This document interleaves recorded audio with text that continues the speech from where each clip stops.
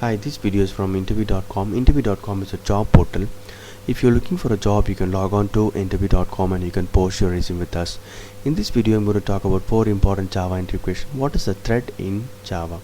A thread is an independent path of execution in a system. You have a Java application, that is JVM. The OS has a CPU cycles. These CPU cycles will be given to JVM, and within JVM you can have multiple threads running, and these CPU cycles can be shared between these multiple threads. This is to support multiple threaded application. What are the 3 ways in which a thread can enter the waiting state? A thread can enter the waiting state by invoking its sleep method, by blocking on IO. If the thread is reading some file from the hard disk or remote hard disk, it will be in the waiting state.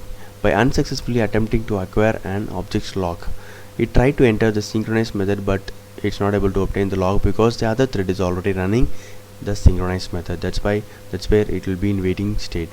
By invoking an object's wait method, it can also enter the waiting state by its deprecated suspended method.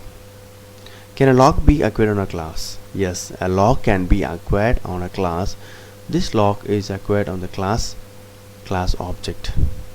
What's new with stop, suspend, resume methods in JDK 1.2? This is just an information interview question.